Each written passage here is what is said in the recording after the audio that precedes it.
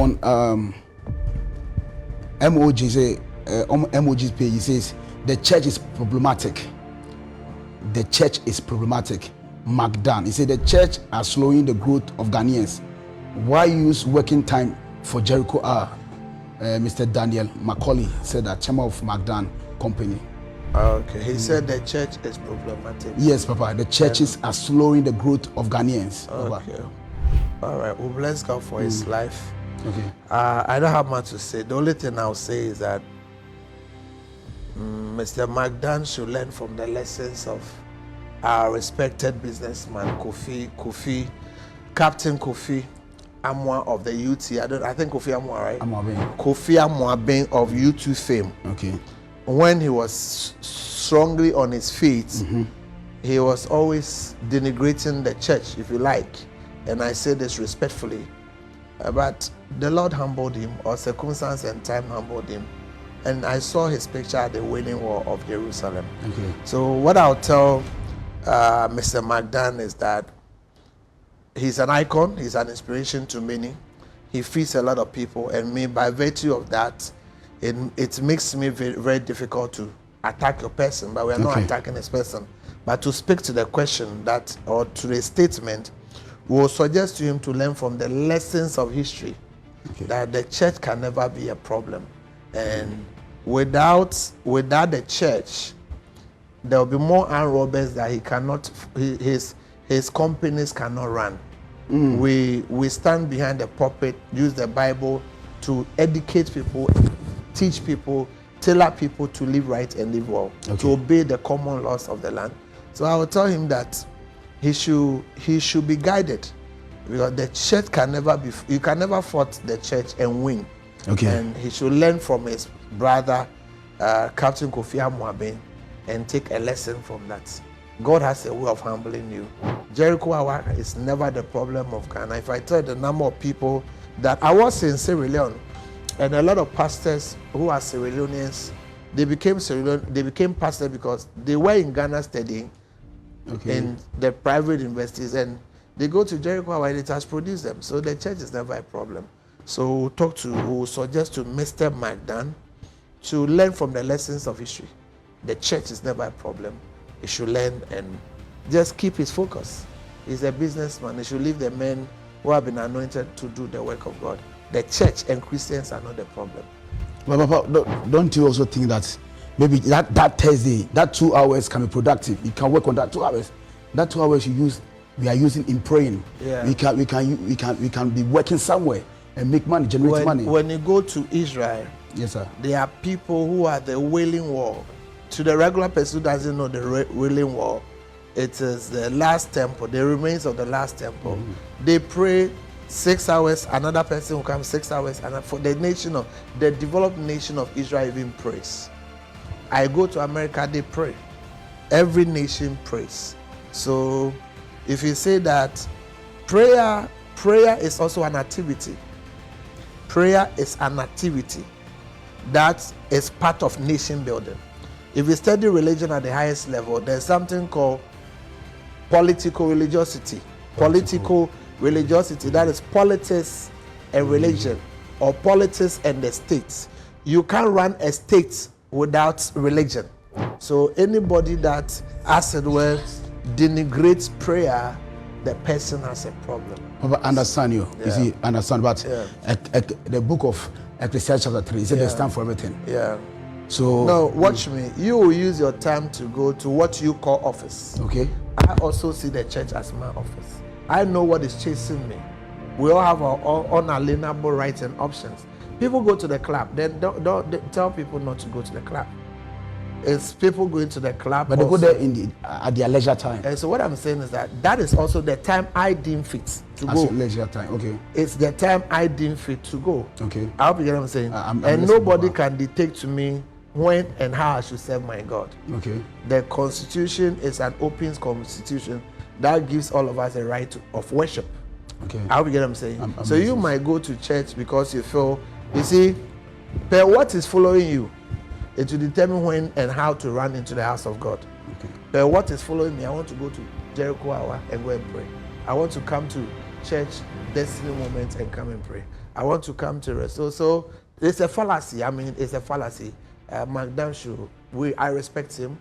I respect people that have lived life, but he should leave the church. So as God, the God of the church, does not humble him. He should learn the lessons of history, that nobody fight the church and survive. You can't win. Anyway, but Papa, don't you also think that someone say, if you go to China, they are working 24 hours. China is working. Yeah. They don't know God. They don't go to church. Yeah. But they are developed. Yeah. I've been to China personally. It's true. What do we call church here? Don't call it church, but they have their own type of church. Oh, okay. Yes. The Chinese? They have their own. They worship the Buddha. They are Buddhists. Regular, they are Buddhists. Okay. And some of them are also atheists. So we have chosen, majority of us have chosen church, the God of the church. And the God of the church gives us what we want. Whatever China is also having, they have their kind of God that gives it to them. So let's respect the differences. Okay. I hope you get what I'm saying. Let's respect you. the differences. The church cannot be fought. You can start it, but you can't win. Psalm 91 verse 7 says, 1,000 shall gather, 10,000 shall gather. But you can't, you see, I've studied history. I've studied from the era of romanticism to the era of innocence, to the era of logic and reasoning, and now to the era of systems and governance, to the era of reasoning. You can't. Nobody in history has ever fought a church and won, has ever fought a man of God, a woman of God, anything closer to God genuinely and has won. It can't happen. It can happen. Right? It can never happen. Okay. It can happen. Yeah. All right. So Magdan, where he has lived life, he's still a young man. So please, he should focus on his work and leave the church. Those who said they want to go and pray, it is their right. They should allow them. He should mind his business. All right. So mind your business and allow the church to rest. So prayer is also work. It's anybody you see doing well has something he prays to.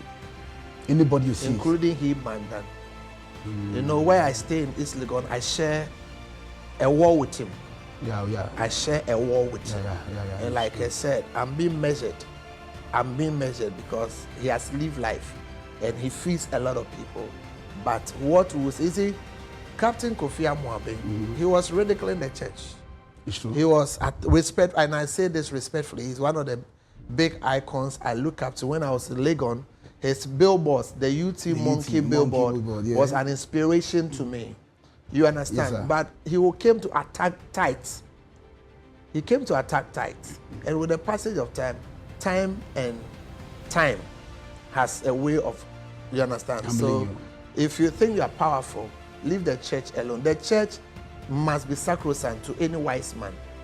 The church of God must be, because Jesus said in the Synoptic Gospel, he said, I'll build my church and the gates of hell cannot prevail against it. And those who had powers before now could not defeat the church. So you cannot defeat the church. I hope you get what I'm saying. Yes, unless it is not church, unless the Spirit of God, the altar of God, there's no fire on the altar from the womb of the Spirit of God. I hope you get what I'm saying. Yes, sir. So a president, I always tell people that one of the reasons why the past regime, they lost woefully and disgracefully is because of their consistency, because of the attacks on the church. You can't attack church and win. It's spiritual, it's biblical. You can't attack church and win. There are a lot of channels of speaking with God or talking to God, but prayer is one of the major modus operandi or the channel or speaking to God or speaking with God or talking to God. I understand you speaking with Very God, well. but will your prayer change God's mind? Because he told Jeremiah, when you were close of mothers, I knew you. I ordained you a prophet. God is a principality who deals with principles. Okay. He has laid down foundations. He has laid down. I was in banking sector and I've worked for 26, 27 years. I'm a senior staff. Sure. I've done this way for the past 27 years. So I know I know God, and I know God for myself. I read the Bible. I've walked with God. God has walked with me. I'm still walking with God. What I'll tell anybody, you see, I've met people who speak rubbishly about church, who speak rubbish. Listen, there's a guy in London there was a house party in London, and when he sees men of God, he mocks us. He mocks men of God. And how did he end up?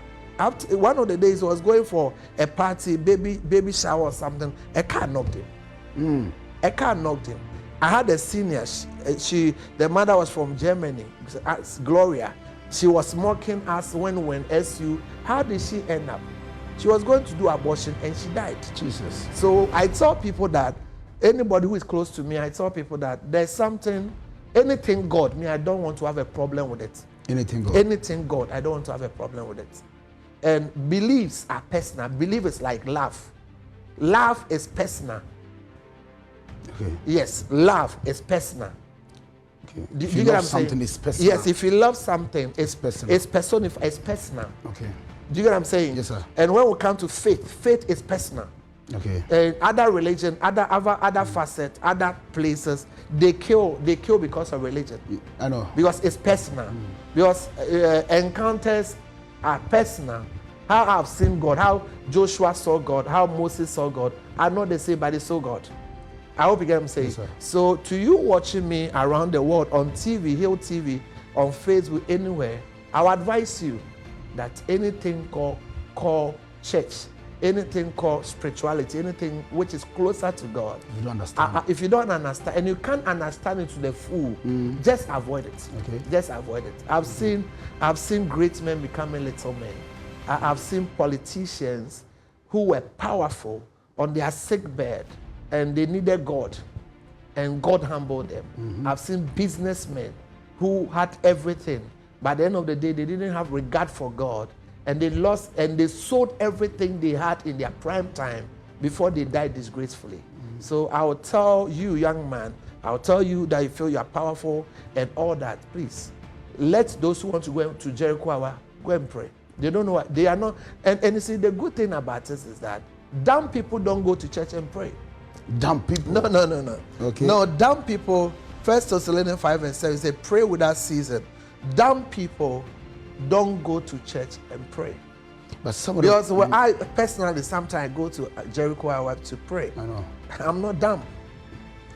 I'm not dumb. When it comes to Prophetic Hill Church and other churches of God, you will see doctors there. You see lawyers there. You see seasoned and responsible people across all fields of discipline there praying. So Magdan should excuse us. I'm being respectful because I'm being measured for a personal reason. I respect his achievements. Okay. He should excuse us. Okay. You understand? We will not. They should concentrate on his They business. should concentrate on his sword business. He should concentrate on his this. And I respect people who have made it because it's not easy to make it. So I'm being measured. You understand? But they should leave the church alone. Let the church people do their church. You don't believe in it, let us do our church. You understand? Yes, sir. You cannot tell a Croatian, you can't sit in Croatia and tell Ghanaian how to paddle their canoe. If you don't come and pray, let us pray. You understand? Let us serve our God. Yeah.